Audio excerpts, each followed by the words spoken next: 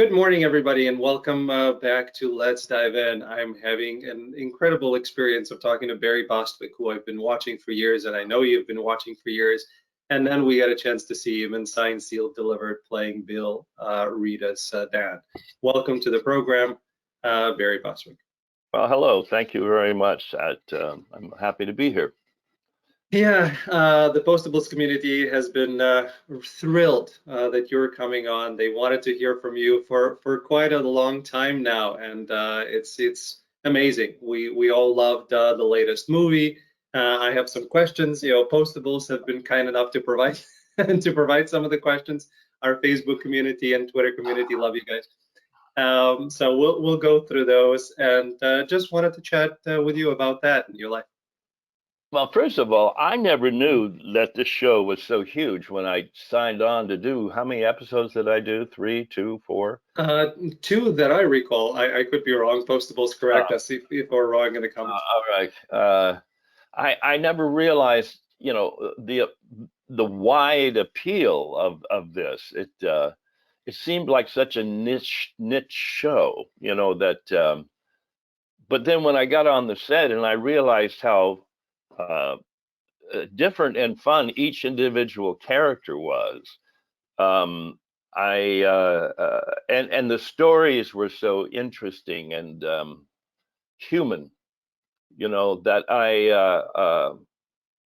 I fell in love with it, and not just because they gave me a job, but because of the heart, I think, of the show. Yeah, and again, I'll speak for the audience in this case because that's why I fell in love with it. It was the heart. It was the heart. I started watching Signed, Sealed, Delivered because actually because of one of the characters who I interviewed on my show before watching Signed, Sealed, Delivered. But then I just watched it to kind of get a better understanding, and I couldn't stop watching. It was just so much heart, so much compassion. And then I realized that the audience, you're saying, how big the show is, it's huge. And it's huge because of the dedicated audience. The community that now I've had a chance to be a part of for the past year and a half or so is the most welcoming and the most involved community I have seen. And I interview, we're over 200 interviews that we've done with different actors. So I see, different communities of different shows. I am very sincere that this is number one in all of the communities that I've ever dealt with. No kidding. Now, have they? What's the future of the show? I mean, has the community gotten behind it and trying to push to get more of them? Absolutely, yeah, and I think they broke records in terms of the number of viewers. Again, community, correct me if I'm wrong in the comments, but I think again there was a whole organizing effort to get more and more of these, and Martha, who's been she hasn't been on my show yet. Martha, please come in. She's been on others and talked to folks. So yeah, it's the nice thing about this community is that there's really a conversation between the players and Eric, all of the team. They're on Twitter and they're talking to the community all the time. So there is a tremendous push, and we're hoping that this continues into the future. Well, Martha hopefully will stay with it. I mean, she is the heart of the show. I mean, she knew the level of anxiety the characters should go through and how to complete the task in a meaningful and honest way. She is a very kind and concerned and intelligent writer and producer, and she was always there with a smile off camera and willing to help you in any way, shape, or form. And I don't know if I do a lot of different things, but she's like, this maybe is the wrong word. She's a very clean writer. clean, meaning the subject matter, the way it's told, it's acceptable to any audience. There's not a lot of fussing around trying to make a word sound like a dirty word, but still it's engaging. It's not it, but it's different than most things on television now because Yeah. it's I don't want to say G-rated, but I don't know. It's acceptable if you sat down with your grandmother and Mhm. your 10-year-old, and Mhm. you don't have to make excuses for oh yeah, well that character is a drug addict in the back alley of Vancouver. It's not Yeah. like that. And it's a joy to work on something like that because you're not always trying to find a way to dirty it up. It's a very like you do in a lot of other jobs. You're always trying to find if the general tone of the show is one that is edgier. This you try to keep up with the edge, but in this one, there's the edge is the human spirit. The edge is the heart. The edge is uh, the quest for completion. And I enjoyed working on it from that standpoint. So when I say Martha is a very clean writer, I don't mean just in terms of her dialogue and everything, but the whole storyline has a cleanliness and a pureness to it that I think is so attractive. It is, and it's had such an incredible effect on so many people in the community. You hear all the time, people are going to the hospital having operations, losing loved ones, and in terms of the support that they're receiving, not just from the community, but rewatching these films. These films are helping them get through the issues that they're going through because of that heart, because of that spirit that's within it's imbued within almost every Yeah, word. yeah, And then we use those words. I mean, here, one of my t-shirts, right? Oh, happy day. Oliver yeah, says this all the time. Here's the Postables cup. All of these things. It's we kind of cling to that, not just because we love the show, but it reminds us of who we should be and where the kind of North Star of who you are as a person is. And it allows us to continue on that journey as the world is crazy all around us, especially right now. yeah, yeah. Well, I mean, it's perfect. I mean, I've done other things like I did this movie called The Rocky Horror Picture Show years ago, and I think people are. our catchphrase was "Don't dream it, be it." And you can interpret that in a very positive way also, um, and people would take that into their day and try to be whatever they thought they should be for that day without judgment. You know. And it's extremely important, and I want to come back to the Rocky Horror Show with you in a second because I'm sure you're still recognized, for that project. My daughter, I have a 17-year-old daughter, and I was not exposed to the Rocky Horror Show. I came to the United States in 1989 as a 14-year-old kid, so I never watched the Rocky Horror Show. It was not a part of my vernacular. And then Yeah, my daughter and her high school friends went to a Rocky Horror Show overnight in downtown Chicago. They dressed up and they had this experience, and she was telling me about it. And I thought that's an interesting idea. I like kind of that everybody's involved in it. And then doing my research on you, I saw that you were a major part of it. She was thrilled that that now I get to speak to you. oh, wonderful. Well, has she seen it again since then? It's Uh, the kind it's the kind of thing that if you see it once and you're not put off by it, or you just don't know what the hell it is, it's you usually go back again and again and again because of the party aspect, the way the audience is involved. Yeah, I think now it's going to become a tradition. But yeah, she loved it. Good. It was very different. She didn't know what to expect because she didn't watch it before.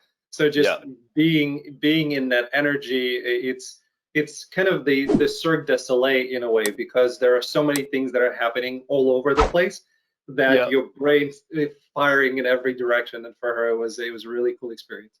But interesting that we're talking about this, because it really is the opposite of signed, sealed, and delivered in a way, in terms Yeah. of its tone, and in terms Right. of its, maybe in terms of its message, um, but it's sort of naughty. It's a Mhm. naughty show. Yeah. This is and signed, sealed, delivered isn't naughty in that way. You're not challenged by its themes like you are with Rocky. Yeah, but you pointed out and then the idea of be who you are, love who you are, accept who you are, that is very much science seal delivered. And cutting through the parts of you that the barriers that we all put up, and allowing yourself to just be you and be Yeah, accepted by other people for being yourself. That's very much a common theme there. yeah, Now, yeah. in terms of the Rocky Horror Show, because again, a lot of people know you from it. If you get stopped on the street right now, is that going to be because of somebody who remembers you for Rocky, or is it now for other things as well? Hmm. Well, because I now sport, a goatee and stuff for the last few years, and a lot of the work I've been doing with a beard. Right. Uh, it, they'll know me from other things that I've had this look. Did I have this look in Signed, Sealed, and Delivered? I probably You did. did, yeah, and Yeah, then I you had probably. the full beard, yeah. Yeah. No, that's what I thought. Uh, yeah, I mean, now that we're still wearing masks, I was at my neurologist yesterday, and Hmm. I walked. I had never met him before, and he looked at my name and he went, "Don't I know that name?" He says, "Take down your mask." So I pulled my mask down. He goes, "Oh yeah, I know you. Yeah, you're from blah blah blah blah blah blah." Yeah, So I'm not recognized that much when I'm like this, but in the minute I go like this, they go, "Oh yeah, you're from Rocky, or you're from something on Lifetime, or you're from yeah, Spin City, or you're yeah. from." I'm always amazed when I go to Lowe's or one of those hardware stores and I have the mask on, and people go, "Oh, hi, Barry," and I have no idea how they recognize me. It's It's the maybe hair. maybe it's the hair. I don't It's know, the but hair. Yeah. um. So yes, I know I'm recognized. I get recognized for George Washington still. I did Yep. that. I get recognized from a couple of them. Well, a Weekend at Bernie's too. A lot of people love that, and It did. but mostly from television things. Now I have something coming on, or it's on now on Netflix, called Single All the Way, and Hmm. it's a very very sweet Christmas movie. And I'm already getting people, talking to me about that if I go out. Single All the Way on Netflix. Yeah. Yeah, we'll post a link right below the video. Please go check it out. It's on my list. I saw it yesterday as I was going through your IMDb Pro, so I'm definitely watching that. Yeah. Um, in terms of the characters that you played, I just, here are just a few, right? So you originating the Danny Zuko. You were the original, Grease. You played Genie. You played Santa Claus. You played George Washington. You played FDR. You played Mayor of New York. You played the very definition of a modern Major General. And then I saw an incredible clip, which I thought was hilarious, of you being the faux pas Olympics aerobics instructor, Yeah. warming people up, doing your splits, which I want to talk to you about. Is there a role that you have not played that you're talking to your agent and say, hey, I'd love to try this on, or you've done it already? Well, I don't. I'm I don't have this. I'm not jonesing, you know, to do any particular thing. Yeah, I love to do musical things on film, and if there's anything musical that I can get up for or do, uh, I'll push for that. As I just like being in the studio, and I like pre-recording, and I like massaging, you know, all of that so that it's exactly, you know, what I want. The I've done a few sort of these sort of odd culty kind of musicals that yeah, are wonderful, and also I did a web series, a couple of web series where I sang in them, and they are inside the extras studio. I did this 3 seasons of this web series where we did a couple of musical episodes, which were just great. Um, so yeah, anything musical, I love to do. I really push for that. yeah. And please correct me if I misquote you, but in one of your interviews, you mentioned that you started acting because you wanted to sing, dance, and show off and get the applause from the audience. Yeah, yeah. Well, that, you know, and that's a part of probably anybody's career in a way if they have a sort of trajectory and have you know, a facility for doing that. Uh, I no longer have that need.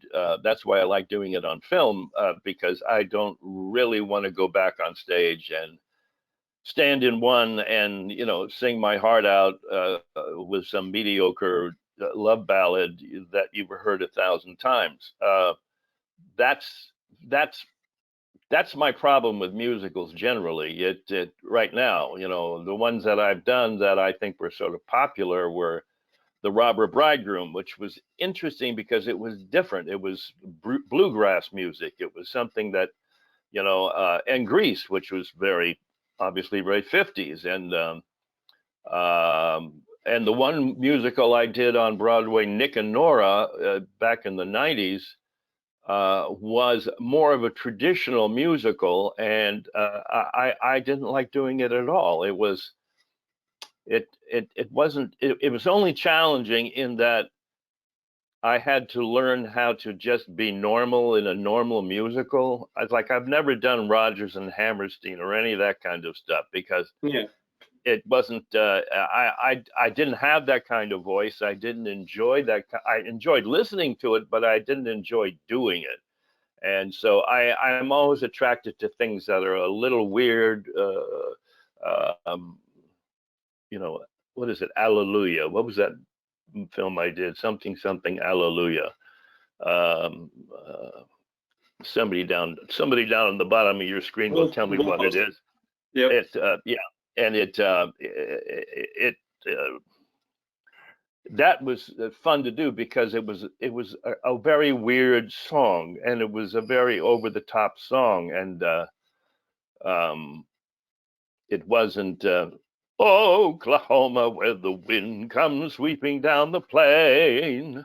Yeah. You know, I did all that stuff. I used to I used to host a show on PBS called Capital Fourth for many years, way back when, where I would always do. It was the Fourth of July show from the steps of the Capitol on PBS, and I would always do like an opening number, you know, and it was either something from well, it was usually Yankee Doodle Dandy in one phase or another, and I got so bored with it that I one year I think I said, can we find something else that's a little more interesting, a little more edgy, something that's more from the catalog of American music, uh, and they didn't invite me back next year. So I think I wanted to push the Wow. genre a little bit because that's a show that's incredibly Republican and conservative, and I Yeah. was it wasn't a great fit for me, but I enjoyed being of service for the time that I was there. No, that makes sense. I want to go back to the splits for a second because again, all of these things were new to me. I think the first time I watched you was at Weekend at Bernie's too, and then I saw you in Spin City, and that was kind of my introduction to Barry.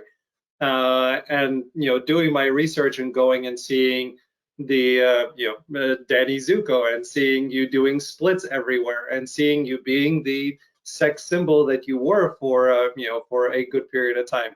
What was that experience like? Because I'm used to you with facial hair now, and then all of a sudden here's this young Barry jumping all over the stage and doing flying splits. Yeah. Uh, Well, it's just because I had a certain flexibility, and I could dance sort of good. I mean, the original cast of Grease, we were not professional dancers. We fell into that category of you can act, sing, and dance, and that was, I think, the fun of it was that we weren't professional. We didn't look like dance at the dance thing, hand jive. mhm. None of us looked like we were doing a TV special. We were all a little rough, and we did what we used to do because we were young enough to actually have known the 50s, and we went to those parties and we went to those dances and we danced the way we did in high school, which was you know and the only thing that we did that was sort of choreographed was the hand jive. So I knew that I could do that sort of split thing because I probably did it in high school, Yeah. and I and when they say, well, what can you do that might be interesting or something, we all just said, well, let's just do what we did at our last prom. Yeah. um, and that's how that really started. Um, and then I used it in Spin City at one point when I said to Mike, I think it was Mike, I said, I used to be on the squad, the cheerleading squad. And then I went, give him something. And then I did the splits. And, but of course, because it's a comedy, I got stuck in the splits and they had to come in and carry me out Yeah. in the splits, and so um, it was that's what I did. That's what I was at that point. That was my sort of sweet spot. And when did you stop doing the splits, or are you still stretching? Oh no, I still stretch. I mean, it was I do yoga when we could do yoga, and that's to me the most important part of aging is that you just got to keep flexible. I need to learn that lesson. I used to do splits in high school as well. I did I grew up with Van Damme, so the splits, side splits between the chairs. This was me. I kind of started doing that, and I continued doing that for a while, and then I started having hip issues. So I need to yeah, get back to stretching. Oh my God, that's a serious stretch. I Yeah, just went down, I mean, I just yeah, went down straight. this, yeah, You went yeah. down sideways. I did. Yeah, Oh my God. sideways between the chairs. That actually is probably what protected me from getting into fights in high school, because people thought that I knew martial arts, and all I knew was how to do splits between the chairs. Oh, that's Yeah, at funny. least at that time, anyway. Uh, Well, don't dream it, be it, right? You were Absolutely, it. I was it. Yeah, it was fun stretching, but that's where I related, because as soon as I saw you doing the flying splits, I'm like, yes, I know, I get Yeah, that part. yeah. Um, So going back to Signed, Sealed, Delivered for a moment, what was the audition process like, or was this kind of role offered to you? No, no, it just offered to me. Thank God I didn't have to audition for it. Certain it's always a certain it's hardly never the ones that you audition for that you get. I auditioned here from my home, now Yeah. that that's become the new way of doing it. And I get so few of them, and unless they know my work and this and that, and then I just get offered the part, and if it all works out from a business standpoint, then I show up Right. in Vancouver. Yeah, usually a lot of things are done in Canada now. Yeah.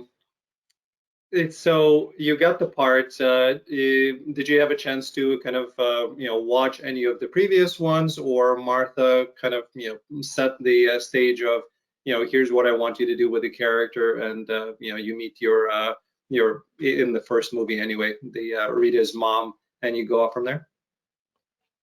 I think I was totally unaware of the show, and Hmm. probably a couple of nights before I showed up to do it, I reviewed it and saw an episode, and then I talked to Martha about what the tone of the show was, and and then from then on, it was just I was just being me, as realistically as I could, as whatever his background was.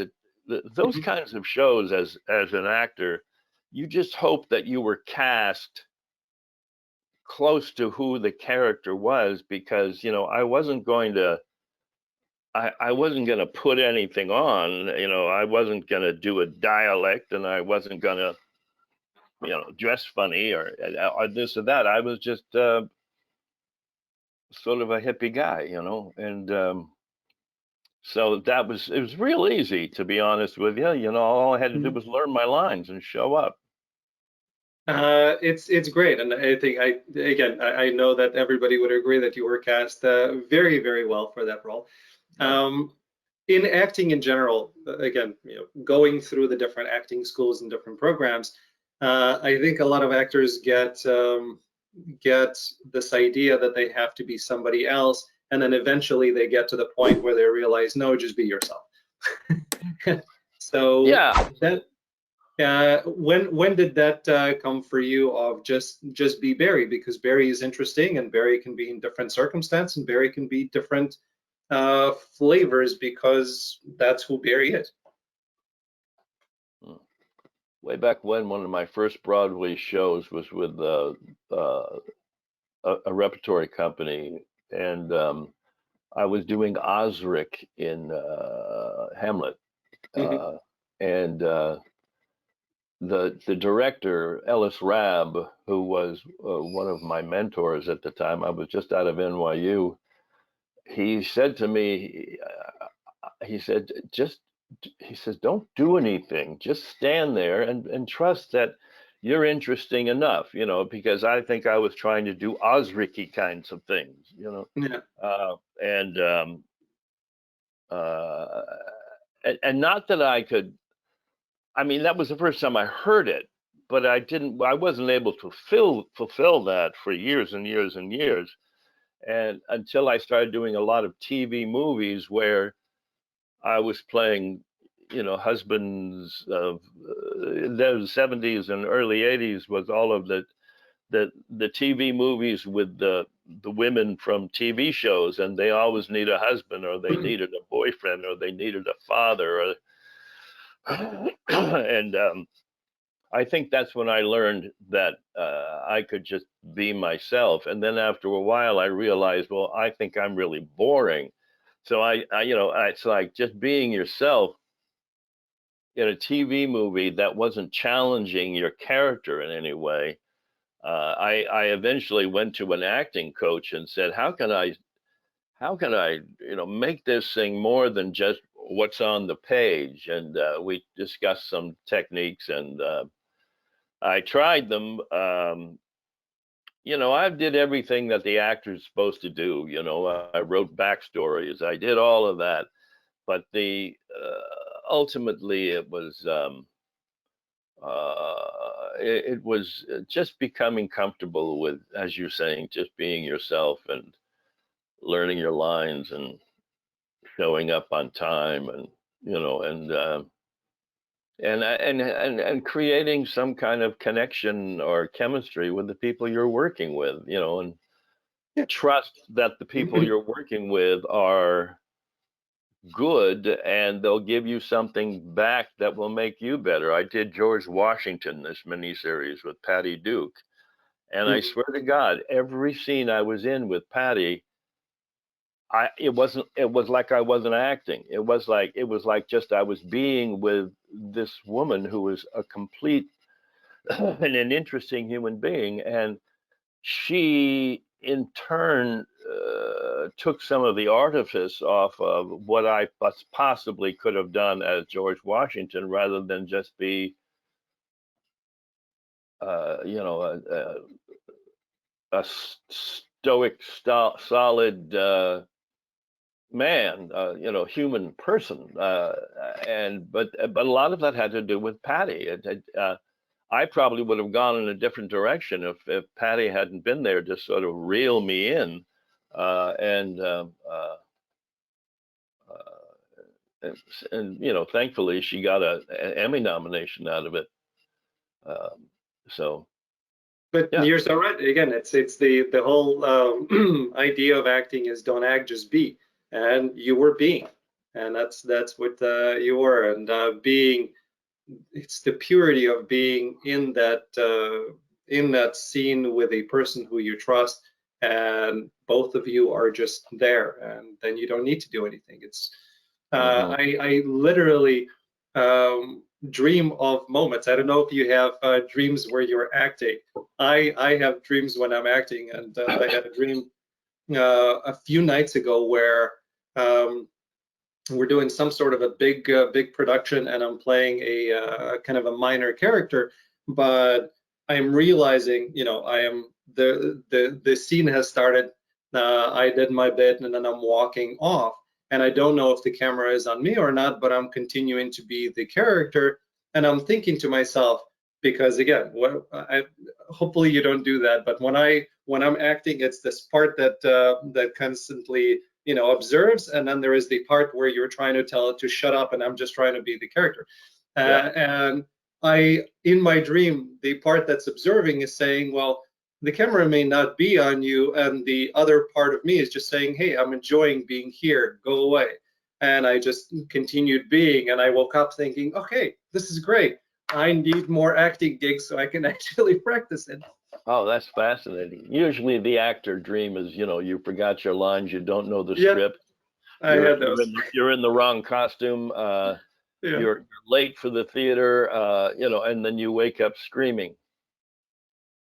Had plenty of those of showing up, and you're like, well, and you're acting, and it's usually some big star that I am across, and I have no idea what the lines were. I did not do any Yeah, research. I'm just there thinking, oh my God, and then you yeah, wake up in horror. yeah, yeah. That's what we live with, you know. That, but I'm sure accountants have the same kind of dreams, you know. You know, some, Everybody. yeah, and it's always related to them failing and not showing up, and uh, but we get through it because hopefully we wake up and realize that we're not failing, but we actually have, you know, we actually have the facility to do what we do for a living. Yes. Um, back to Science Seal Delivered for a few more things. You know, you're 6'4", and as funny, and you're incredibly funny. You know, watching all of your interviews, you're really quick, very sharp, very funny, and you have that. But you can be also very intimidating. So, you know, I wonder what the dynamic was like with Jeff, you know, Rita's husband to be in that case, who is not as tall as you are. He's also incredibly sharp, incredibly funny, but you had to create that dynamic where you were unhappy with him. What was that like? What was the chemistry working with Jeff? Well, I'm such a fan of his. I mean, I really loved his work. I loved his reality, and I love the fact that he was mismatched in a way, you Yeah, know, uh, and because I had to play a character who was a little unsure yeah, of his relationship, he grew on me, you know, as time went on, And I learned even more to appreciate his sense of humor and his insecurities and his genuineness. I think ultimately they were a very good match because I'm not. I enjoyed the wedding scene very much. Me having the final scenes with my daughter, with Martha standing just off camera, going, "Oh," and she was crying, and she was going, "That's so sweet," Those are the moments that you remember as an actor when you're affecting the people around you because of hopefully the honesty that you're portraying at the moment. Yeah. And then in one of the other aspects of being on that set is the swear jar. I know you love certain words. Yeah. Any contributions to the swear jar, or you stayed pretty clean? I think I stayed pretty clean because I got the tone of the set. And and people say to you before you even show up, this is a clean set, and uh, there weren't any children around, were there? Usually, if there's children around, you really are you double down Yeah. on any word that comes out of your mouth. But see, the crew was as sweet and as caring as everybody else. I don't remember anybody putting any money in that swear jar. I mean, I wouldn't go to the bank with it. I wouldn't say that you could buy yourself a good meal with it. But Yeah. where did that end up going? Whatever was in it. Actually, I don't know. So, guys, please comment below because I'm sure you know. I know it goes somewhere, And but I'd like to know how much was in it, and I should get 10% of it because I I, didn't swear.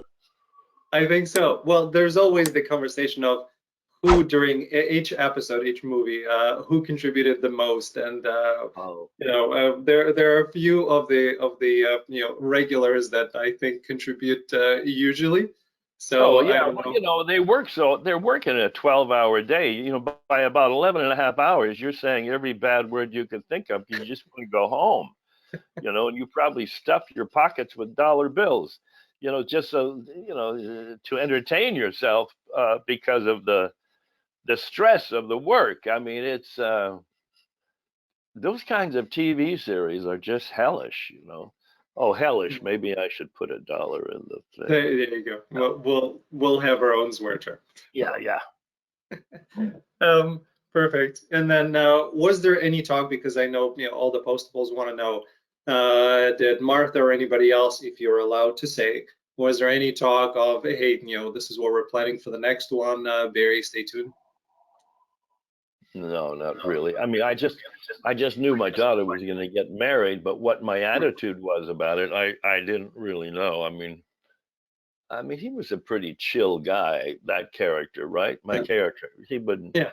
nothing really knocked him out too much. He was an organic farmer, right? And he had all that kind of stuff going, so he was chill. Uh, and Happy. yeah, He was yeah, a happy hippie. yeah, yeah, yeah. The kind of guy that I probably wish I had been in the 60s or 70s, but I was too busy trying to make a living making commercials for Brill Cream. So people want to know if Barry loves Jimi Hendrix, if Barry does farming. Is that what you do? I pot. I'm a potter. I'm a ceramicist, and I have a whole studio here in Florida, about 10 minutes from my house.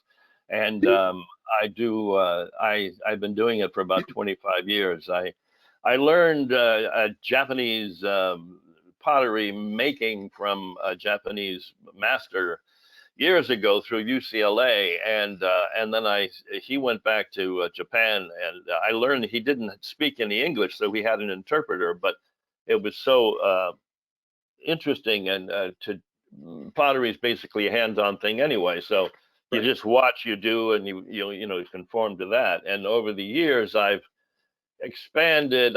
First of all, I was making a lot of tea ceremony ware, the water jars and the cups and the tea things. I've got nothing around here to show you. And then I started doing a lot of coverage jars, but always with a sort of Japanese sensibility. And if you were anywhere in mid Florida in February, there's an art walk in Lake County where I am, and my studio will be open. And if you want to come down and say hello and see what I'm doing and that kind of stuff. And also I have a website.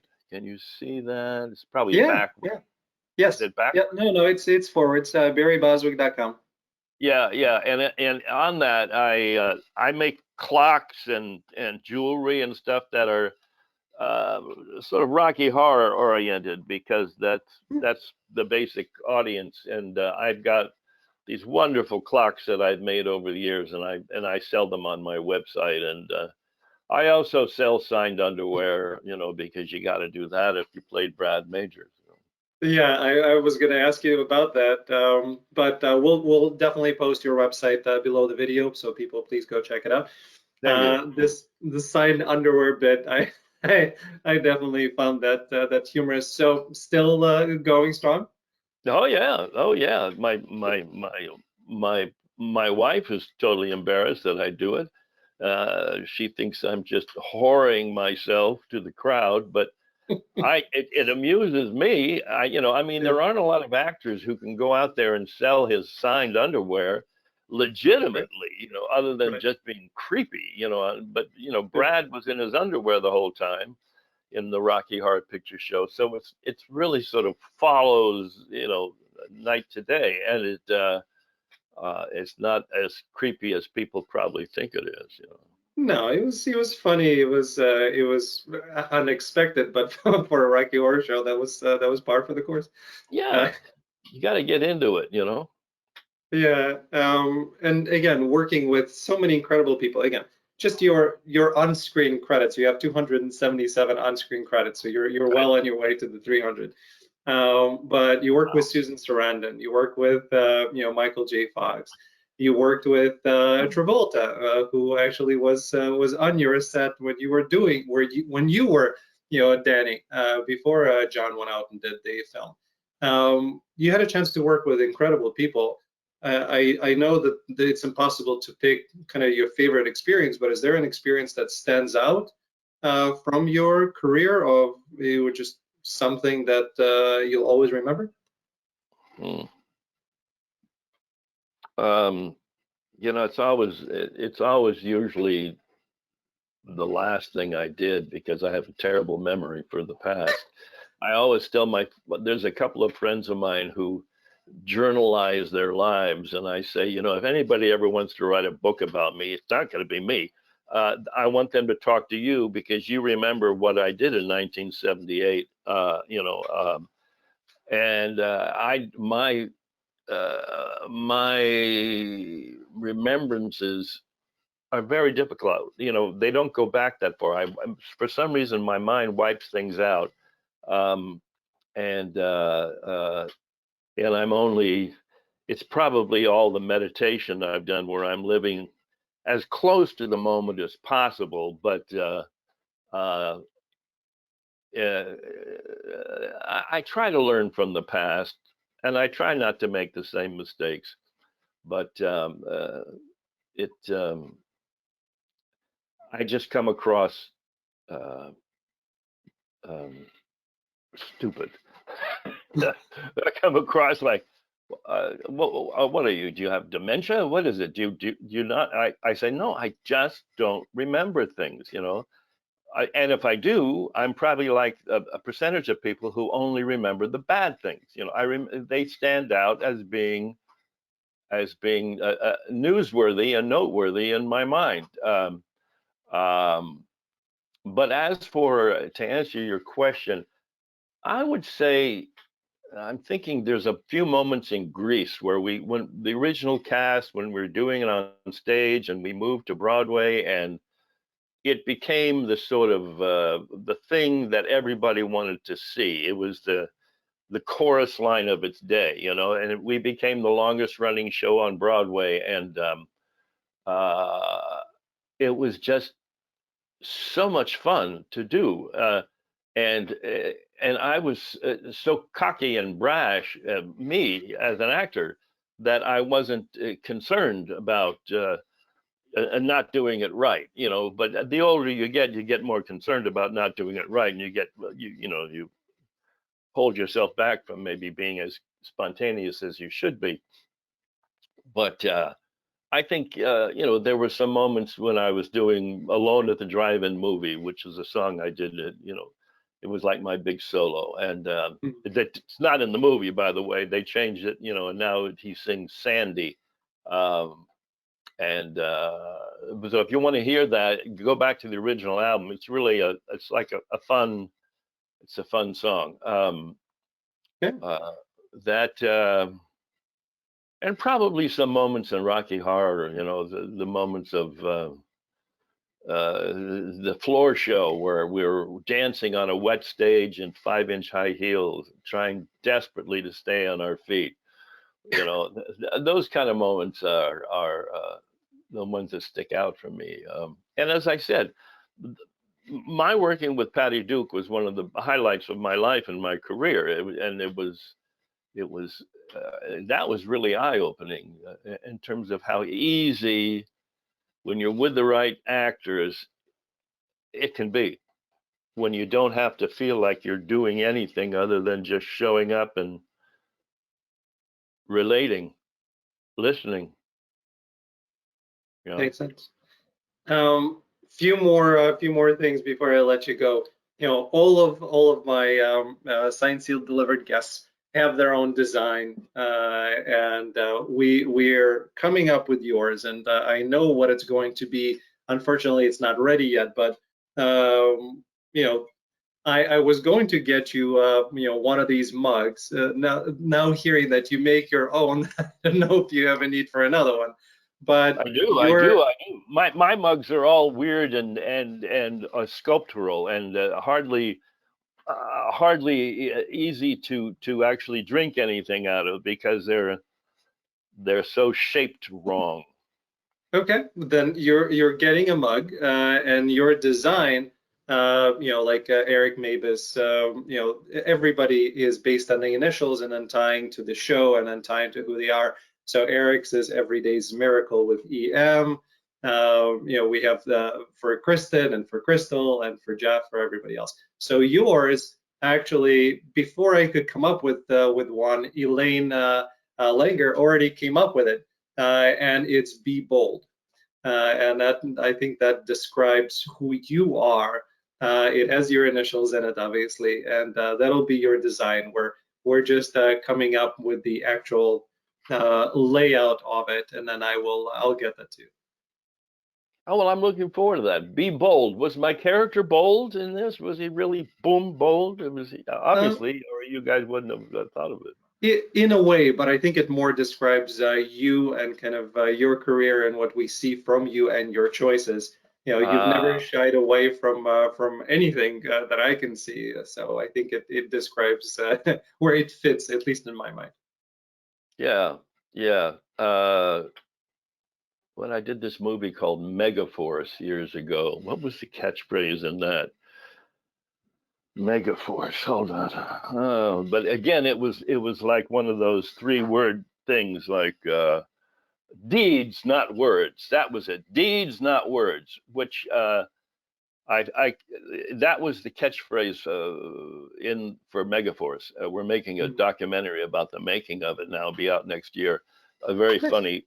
It's the document. We say it's the documentary nobody was asking for, because the movie was not very successful. But deeds, not words. And I consequently found out later, much later, that in my genealogy, my what do you call it? You know, when you have like something that has to do with your family history.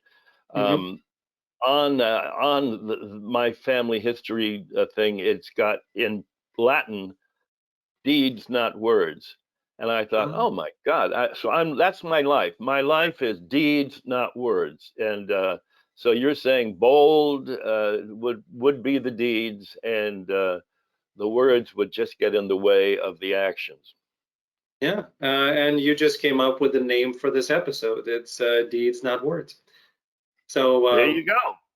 Happy thank to you, be here. Barry.